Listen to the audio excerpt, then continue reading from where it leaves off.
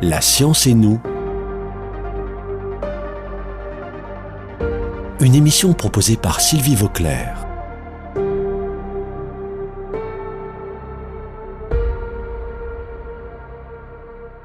Je suis pour la 3e fois avec Ludwig Klein, qui est astronome à l'Observatoire de Paris-Meudon, radioastronome et spécialiste du Soleil, de ce qui se passe dans les régions extérieures du Soleil et qui nous concerne en particulier parce que ça donne des grandes éjections de matière qui arrivent jusque sur la Terre. Et donc on a parlé la semaine dernière et la semaine d'avant de la manière dont se produisaient ces éjections, de la couronne solaire qui est visible en cas d'éclipse totale de soleil. On a même vu qu'il allait y avoir 2 éclipses totales de soleil, une l'année prochaine et une l'année suivante, pas très loin de la France. Et on a vu aussi que cette couronne solaire pouvait être observée beaucoup plus en détail avec des instruments qui simulent des éclipses. Alors il y en a au sol terrestre et puis il y en a dans l'espace. Et donc quand on observe ces éjections de matière solaire dans l'espace, on s'aperçoit que ça va très très loin, que ça fait ce qu'on appelait des bourrasques. Et donc il y en a qui nous arrivent sur nous, sur la Terre. Alors aujourd'hui, on va parler de ça. On va parler de qu'est-ce qui se passe, Ludwig, quand on a des grosses arrivées de matière solaire sur la Terre. Alors la Terre, évidemment, tout le monde le sait, est protégée en partie par son champ magnétique, mais on va peut-être parler un petit peu de tout ça en détail. Donc, qu'est-ce qui se passe quand la matière solaire arrive sur la Terre et comment se compte le champ magnétique pour canaliser tout ça? Oui, les éjections de masse, c'est des éjections de particules électriquement chargées avec le champ magnétique du Soleil, donc des électrons, des protons, des noyaux d'hélium, se propagent au travers de l'espace au même titre que le vent solaire, mais avec une vitesse plus grande. Et ça peut être intercepté par le champ magnétique de la Terre. Cette matière ne peut pas atteindre le sol. En revanche, l'interaction avec le champ magnétique de la Terre force le champ magnétique. C'est comme si il y avait pression exercée par les éjections de masse sur le champ magnétique de la Terre, et de temps en temps, le champ magnétique de la Terre et le champ magnétique de l'éjection de masse peuvent se reconnecter, comme on dit, et à ce moment-là, il y a des particules du vent solaire qui entrent dans le champ magnétique de la Terre, et il y a surtout de l'énergie qui entre dans le champ magnétique de la Terre. Ah ça, c'est assez extraordinaire. Oui, ça c'est un mécanisme qu'on appelle la reconnexion magnétique qui se passe quand 2 champs magnétiques d'origine différente se rencontrent, et le transport d'énergie fait qu'il y a cette fois-ci pas du côté du Soleil, mais du côté opposé, et un réservoir d'énergie qui se remplit peu à peu. C'est l'énergie qui vient du Soleil, qui vient du vent solaire et du champ magnétique solaire qui vient, se rajouter au champ magnétique terrestre. Oui, et qui est emmagasiné dans la queue du champ magnétique de la terrestre, c'est-à-dire dans la région opposée au Soleil. Le vent solaire vient comprimer le champ magnétique terrestre qui se trouve vers le Soleil, dans la direction du Soleil, et de l'autre côté, en même temps, à l'opposé du Soleil par rapport à la Terre, il y a cet étirement, au contraire, qui fait une sorte de queue. Oui, tout à fait. Le vent solaire arrive sur le côté champ magnétique tourné vers le Soleil, il comprime, mais il n'entre pas, il tourne autour, et en entourant le côté opposé du champ magnétique de la Terre, il l'allonge dans l'espace interplanétaire. Et donc, une partie du vent solaire peut, s'il y a reconnexion, au lieu tourner autour de la Terre, peut entrer dans le champ magnétique de la Terre. Et alors ça, je sais parce que tu nous as expliqué ça, ce n'est pas la cause des aurores boréales, pas directement. Les particules qui entrent directement ne tombent pas avec une énergie suffisante dans l'atmosphère de la Terre pour créer des aurores. En revanche, l'accumulation d'énergie dans la magnétosphère qui vient de l'apport du vent solaire fait qu'il y a une espèce de décharge dans le champ magnétique de la Terre qui accélère des électrons qui étaient déjà, et ces électrons acquièrent à ce moment-là une énergie suffisante pour, quand ils tombent dans l'atmosphère de la Terre, cogner les atomes et les exciter à rayonner à 100-200 km au-dessus de la Terre. Et ça, c'est la lumière des aurores boréales et australes, des aurores polaires, qu'on voit souvent dans les régions au nord et de façon symétrique dans le sud.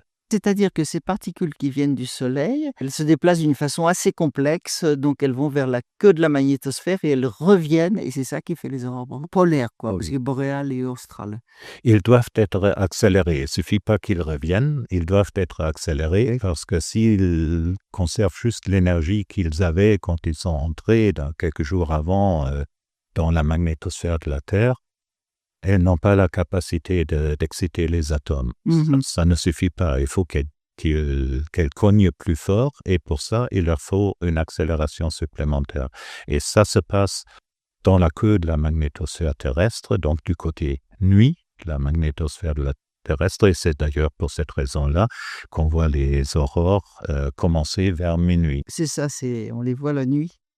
Et donc, on a vu des aurores boréales à assez basse altitude, parce qu'en général, ça arrive une sorte d'anneau autour du pôle, Oui. au-delà du cercle polaire en général, ou Oui. peut-être un peu en dessous, je ne sais pas. Et là, on a vu des aurores boréales à très très basse latitude. Donc ça, c'est parce c'était une période très active du Soleil, il y avait beaucoup de bourrasques, qu'est-ce qui fait que ça arrive à des latitudes plus basses? Les aurores boréales à haute latitude et australes à haute latitude sont dues à l'apport d'énergie par une composante du vent solaire, mais pas par une de ces bourrasques. C'est quand ces bourrasques arrivent, elles arrivent à plus grande vitesse. Disons, le vent solaire le plus rapide arrive à 800 km par seconde et les bourrasques à 2000, parfois 3000 km par seconde, parfois plus. Donc, ça a plus d'énergie, ça perdure plus le champ magnétique de la Terre et la conséquence est qu'on voit des aurores à des latitudes où on ne les voit pas en temps normal. Et en mai et octobre 2024, on a effectivement vu des aurores en France, ce qui est un phénomène assez courant lors des maxima d'activité solaire, mais il y en avait quand même plus en 2024 que, disons, dans le cycle précédent. Est-ce que tu peux nous dire quelques mots sur l'importance pour la Terre et pour l'être humain et pour la technologie, les instruments à bord du satellite aussi, par exemple? Oui, on mesure des perturbations du champ magnétique dues à une bourrasque du vent solaire. On la mesure au niveau du sol et c'est de là que vient le terme orage magnétique, qui est une création du 19e siècle, donc bien avant l'ère des missions spatiales.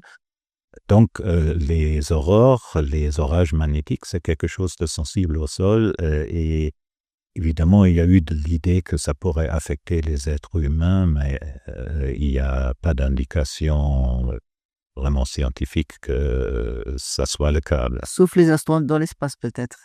Plus on s'élève dans l'atmosphère, moins on est protégé contre ces phénomènes-là. Et quand on quitte le champ magnétique de la Terre, on a aussi affaire aux particules de haute énergie, c'est-à-dire un peu les sprinters parmi les particules solaires qui sont accélérées autour des éjections de masse ou lors des phénomènes qui se passent dans la couronne quand les éjections de masse se détachent du Soleil.